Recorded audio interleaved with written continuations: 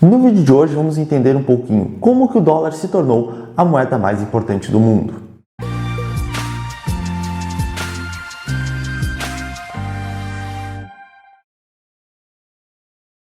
Opa pessoal, meu nome é Felipe Jacques, eu sou assessor de investimentos credenciado pela Ancor e possuo especialização em investimentos Ambima. No vídeo de hoje vamos comentar um pouquinho sobre como e por que o dólar se tornou a moeda mais importante do mundo, por que ela é a mais utilizada no comércio internacional, por que ela constitui as reservas dos bancos centrais, das autoridades monetárias ao redor do mundo, por que isso e qual foi o contexto histórico para que isso acontecesse. Então primeiro vamos dar uma analisada que de fato o dólar é a moeda mais utilizada ao redor do mundo. Então, vocês podem estar vendo agora, pelo slide que está aparecendo na tela de vocês, as reservas internacionais das autoridades monetárias. Então, é aquele dinheiro que o país possui para estar fazendo o pagamento de suas dívidas, por exemplo, entre outras coisas, no cenário internacional. Então, é uma reserva, um colchão de liquidez que as autoridades monetárias possuem em dinheiro. E esse dinheiro pode ser expresso em diversas moedas.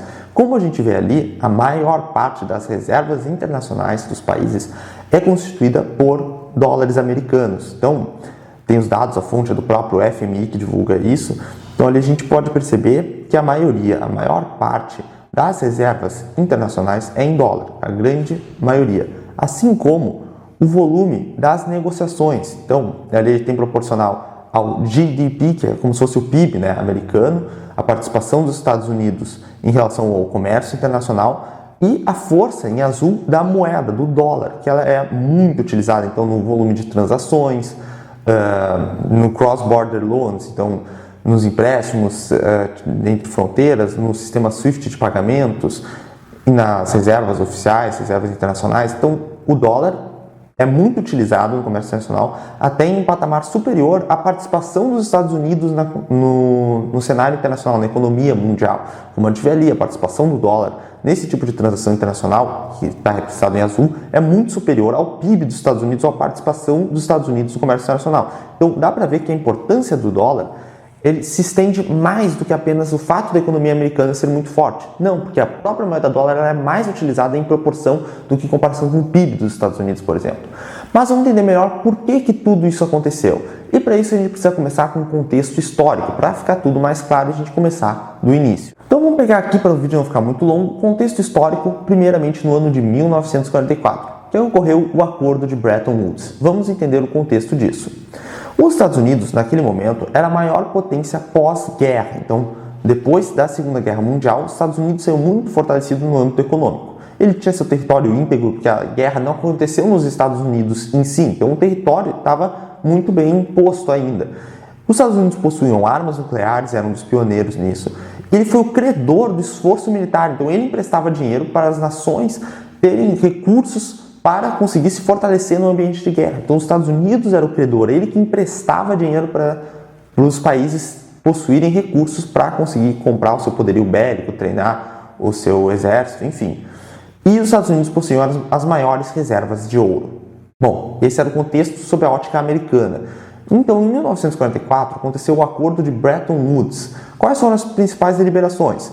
Foram criadas normas do comércio e do sistema financeiro internacional, foi criado o FMI, o Fundo Monetário Internacional, e uma das deliberações muito importantes que criou, digamos assim, o padrão ouro, que era o fato do dólar ser lastreado em ouro. O que é ser lastreado? Você podia pegar um dólar e resgatar uma determinada quantidade de ouro. No caso, ficou 35 dólares a onça Troy. Então, o dólar tinha esse laço de 35 dólares por onça Troy. Então, o dólar era lastreado, ou seja, o dólar era resgatável em ouro. Se você trouxesse 35 dólares, você conseguia resgatar uma onça.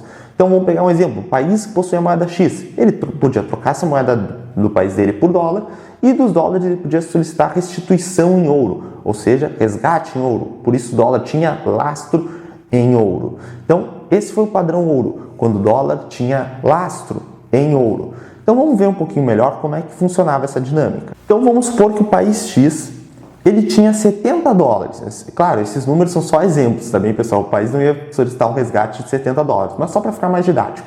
Vamos supor, o país X possuía 70 dólares, ele ia lá no Fed, que é o Federal Reserve, que é uma autoridade monetária dos Estados Unidos, e esse país X falava para o Fed, ou seja, vamos entender aqui como governo americano, só para simplificar. O país X chegava para os Estados Unidos e pedia a restituição de 70 dólares em ouro. Bom, a gente viu ali que 35 dólares você conseguia trocar por uma onça Troy. Então 70 dólares, que é o dobro, você consegue trocar por 2 onças Troy.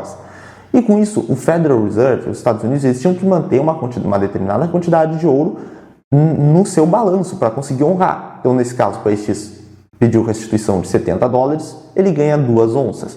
E o governo americano, vamos supor que ele tivesse no total 25 onças. Então, 25 onças para o quê? Para honrar o total de 875 dólares. Porque, fazendo a conta, justamente com aquela paridade estabelecida, 875 dólares equivaleriam a 25 onças. Então, os Estados Unidos tinham que ter esses dólares de circulação, ele tinha que ter o equivalente em ouro para caso os países quisessem trocar, ele tivesse esses recursos em ouro para disponibilizar para esses determinados países que solicitassem resgate. Mas é claro, não era só o país X que poderia fazer esse tipo de restituição, eram os governos em geral, as autoridades monetárias ao redor do globo. Então vamos supor que os Estados Unidos começou a analisar a média. Olha, vamos supor, de novo, números são exemplificativos. Na média do ano, são solicitados 350 dólares em restituição, somando todos os governos possíveis. 350 dólares dá 10 onças Troy. Então, o que os Estados Unidos pensou? Olha, tudo bem, eu tenho que ter 25 onças no total e 875 dólares para manter essa paridade de 100%, para tudo que eu prometo restituir dos dólares em ouro, ser possível fazer essa restituição no valor de 100%. Se pedirem tudo, eu vou ter tudo em ouro para trocar. Só que ele começa a observar, mas em média eles pedem só 350 em restituição. Então, o que eu posso fazer? Eu posso fazer algo diferente. Eu posso pensar assim, em média os países resgatam 350 dólares em ouro, ou seja, 10 onças. Isso significa que eu preciso possuir, em média, apenas 10 onças para honrar esses resgates. Então eu não preciso ter as 25, porque em média por ano eles só pedem 10 de resgate. Então eu posso ter 10 ou um pouquinho mais para ter margem, mas enfim. Então o que o Fed faz? Ao invés de ter 25 onças de ouro, que equivaleriam a 875 dólares, que seria uma paridade de 100%, 100% desses 875 dólares poderiam ser resgatados em 25 onças, o que os Estados Unidos fez? Começou a fazer, vou imprimir mais dólares do que deveria ter. Então vou emitir uma quantidade de, por exemplo, 1.505 dólares.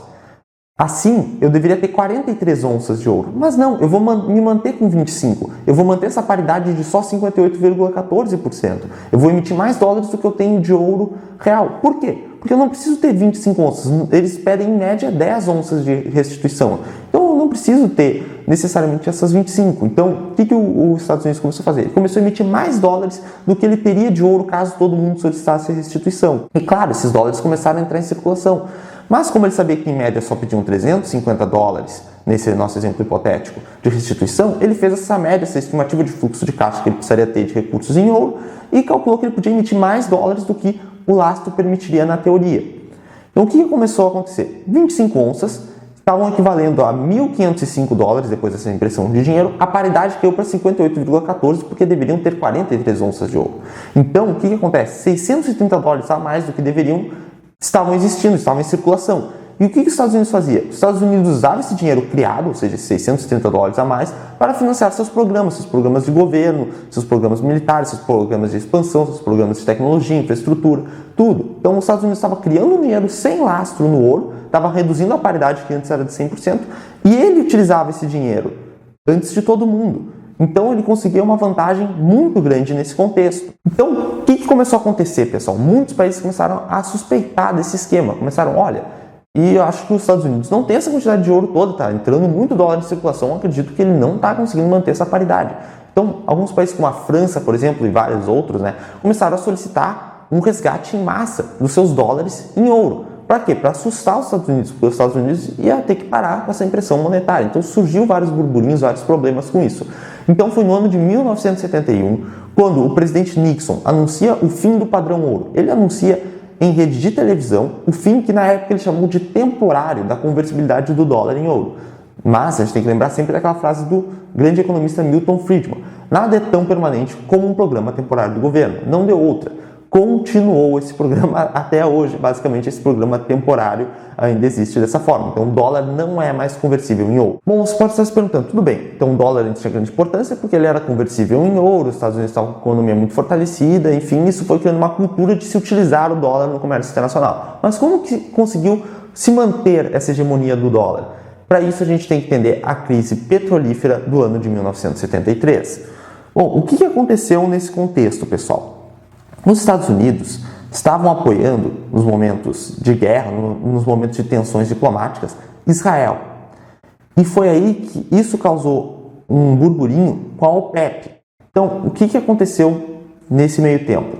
A OPEP declarou embargo aos Estados Unidos e aumentou o preço de petróleo, porque eles que tinham oferta. Então, se eles parassem de vender, eles iam reduzir a oferta de petróleo e o preço ia disparar.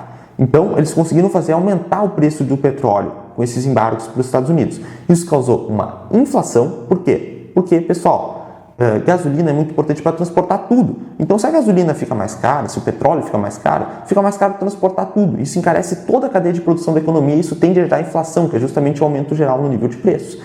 E essa inflação causou uma desconfiança mundial no dólar. E ele te traz uma imagem ilustrativa de um posto de gasolina americano fechado durante o embargo ao petróleo em 1973, dizendo que não tinha gasolina, porque faltava e era muito caro, e o fato do petróleo ser caro encarece toda a cadeia de produção da economia, trazendo um aumento geral no nível de preço, ou seja, a inflação. Então, o que aconteceu? Em 1974, se deu o início do petrodólar, que a gente vai ver exatamente o que é. No que consiste? Os Estados Unidos entrou em um consenso inicialmente somente com a Arábia Saudita, em que os Estados Unidos iria fornecer proteção militar e diplomática e produtos bélicos e treinamentos militares para a Arábia Saudita. Então a gente colocou ali dólar, pagando em dinheiro, em dólar, e armas para a Arábia Saudita. E a Arábia Saudita garantiu exclusividade do dólar no comércio do petróleo. Então a Arábia Saudita fornecia petróleo para os Estados Unidos e garantia que todo mundo que quisesse comprar petróleo dela teria que fazer isso utilizando a moeda dólar. Então isso criou uma demanda mundial pelo dólar. Todos os países precisavam de bastante reservas em dólar para quê? Para conseguir comprar o petróleo, porque a Arábia Saudita só iria aceitar a venda do seu petróleo em dólares. E em troca, os Estados Unidos davam proteção militar, armas, treinamentos, proteção diplomática para a Arábia Saudita. Claro, depois isso se estendeu para os membros da OPEP em geral. Então, o que isso aconteceu? Deu início ao petrodólar, que é justamente o fato do petróleo ter que ser comprado necessariamente em dólar. Isso criava uma demanda pelo dólar. Por quê? Os países da OPEP diziam, só aceita em dólar. E os outros países, como a Alemanha, a França, entre outros, pensavam assim, vamos precisar de dólares, vamos precisar formar reservas internacionais em dólares. Por quê? Porque para comprar o petróleo, que é uma commodity extremamente importante para a economia desses países, eles iam precisar fazer essa compra em dólares, porque os países da OPEP, os exportadores, só aceitavam em dólares. Então, de um lado, os países importadores precisavam formar reservas em dólares para conseguir comprar esse petróleo, e ao mesmo tempo os países da OPEP, que são os exportadores, recebiam dinheiro em dólar, quantidades grandes em dólar, para daí sim entregar o petróleo. Então, o petróleo tinha que necessariamente ser comprado em dólares. Isso criou então que uma alta demanda dos países importadores por dólar, porque eles tinham que ter dólares, para quando eles fossem comprar petróleo, eles conseguirem comprar. E a OPEP, os exportadores, eles recebiam muito dinheiro em dólar. Só que a gente sabe que dinheiro em dólar não é tão interessante você deixar ele parado, porque passando o tempo vai gerando inflação e esse dinheiro pode perder seu poder de compra. Então os países importadores que mantinham suas reservas em dólares, eles não gostariam de deixar esse dinheiro parado. Então o que eles faziam? Eles entregavam esses dólares e em troca recebiam títulos públicos americanos, títulos da dívida americana. Então, para ir rendendo uns juros para ele, para esse dinheiro não ficar parado. As reservas que eles tinham que ter em dólar para comprar petróleo não ficarem paradas, eles investiam em títulos públicos americanos e, com isso, os Estados Unidos iam financiando a sua dívida. Ao mesmo tempo, os países exportadores, os membros da OPEP, recebiam muito dinheiro em dólar. O que eles faziam também para não deixar esse dinheiro parado? Investiam em títulos públicos americanos, títulos da dívida americana. E por isso a gente consegue ver que, logo após esse período de ascensão do petrodólar, a dívida americana subiu veementemente, como vocês podem observar nesse gráfico da dívida pública total americana, que começou a subir muito, claro, já era bem alta, mas subiu de forma exponencial, principalmente depois desse período do surgimento do petrodólar. Então, dessa forma, a gente já consegue entender a importância do dólar, por que os países precisavam muito do dólar para conseguir comprar o petróleo, como que isso influenciou no fato dos países constituírem reservas internacionais em dólar, como que isso influenciou a cultura de se utilizar o dólar no comércio internacional e como que isso financiou a dívida americana. Os países deixando altas reservas em dólar precisavam investir esse dinheiro, normalmente colocavam em títulos da dívida americana, tanto os exportadores da OPEP quanto os importadores no geral. Então, Por isso, pela questão de antigamente ter o padrão ouro, depois o surgimento do petrodólar, isso fortaleceu muito, até mesmo de forma cultural, a utilização da moeda dólar. Deu uma confiança muito grande nos Estados Unidos, uma demanda muito alta por dólar, porque os países precisavam ter dólares para comprar petróleo, e tudo isso gerou o sistema que a gente vê hoje, em que o dólar é a principal moeda de reserva internacional e a mais utilizada nas transações de comércio global. Então, pessoal, lembrando, a parte do petrodólar tudo é uma teoria, tem gente que aceita, tem gente que não aceita, mas o fato é que, no mínimo, criou uma cultura de se utilizar o dólar como moeda padrão mundial. Pelo vídeo de hoje é isso, agradeço a atenção de vocês, solicito que deixem um like, se inscrevam no canal, ativem o sininho de notificações para receber os próximos vídeos e convido vocês a conhecerem nossos cursos. Nós temos o curso BVI de Bolsa de Valores para Iniciantes, nós falamos um pouquinho de economia também, nós temos o curso de FIIs, Fundos de Investimento Imobiliário, mais focado na parte de imóveis, de como investir em imóveis através da Bolsa de Valores por fundos de investimento, conhecidos como FIIs, e nós temos o curso START, que é para quem está começando no mundo de investimentos, por isso o curso START, então vai ter renda fixa, renda variável e outros conceitos muito importantes. Obrigado pela atenção.